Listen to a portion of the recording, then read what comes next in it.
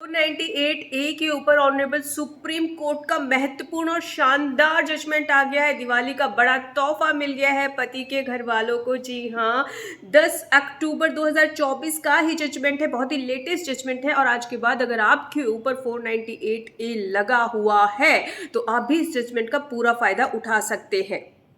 यहाँ पर पत्नी ने इस केस के फैक्ट बता देते हैं पहले हम आपको, ताकि आपको जानकारी हो कि केस के फैक्ट क्या थे। देखिए, मैं एडवोकेट पिंकी राजगुरु आज आपको बताती हूँ कि केस के फैक्ट क्या थे और क्या ऑनरेबल सुप्रीम कोर्ट का जजमेंट आया, किस आधार पर आया। यहाँ पर जो लेडी है, पत्नी है, उसने अपने पति के जीजा के ऊपर और पति के घर वालों के ऊपर 498 ए डाल दिया। लेकिन यहाँ पर पति के जीजा का कहना था कि भाई मैं तो वहाँ पे था ही नहीं, मेरे तो आसपास भी मैं नहीं था, तो मेरा कोई इस केस से लेना देना नहीं है। और ऑनरेबल सुप्रीम कोर्ट में इस केस को चैलेंज किया गया। ऑनरेबल सुप्रीम कोर्ट ने सारे फैक्ट्स को देखा और कहा कि इस केस में भी 498 ए का मिसयूज हुआ है।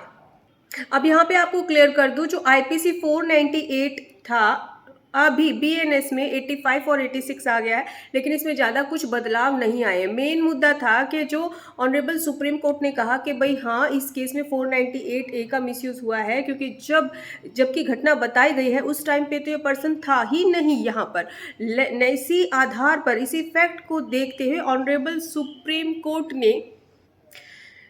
सुप्रीम कोर्ट ने जीजाजी को बरी कर दिया, जो पति के जीजाजी थे उसको बरी कर दिया और कहा कि इस केस से इनका कोई लेना देना नहीं है और इसी आधार पर इनको बरी किया जाता है। दूसरी बात इसी केस से रिलेटेड है, उन्होंने सभी को कहा कि पहले जो 498 ए केस आएंगे उनकी पहले जांच हो और उसके बाद ही किसी नतीजे पर पहुंचा जाए कि केस की फैक्ट क्या थे, उसकी भी जांच हो, पूरी चीज़ों की जांच हो, उसके बाद ही ये देखा जाए कि ये केस सही है या नहीं है।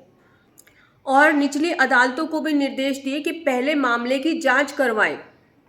यह भी ध्यान दें कि जो लड़की आवेदन दे रही है, जिस बारे में दे रही, जो बातें लिख रही है, वो उस मामले में दहेज का मामला बन रहा है कि नहीं, 498 ए बन रहा है कि नहीं। अब आपको क्लियर कर देती हूँ कि यहाँ पे अगर मेंटली और फिजिकली हरेसमेंट का मामला है तो डीवी का भी बन सकता है, लेकिन अगर दहेज मांगा गया है, उसको मारा पीटा गया है दहेज से, तो 498 बनता है। तो यहाँ पे क्लियर है कि डीवी के केस में 498 ना लगाए।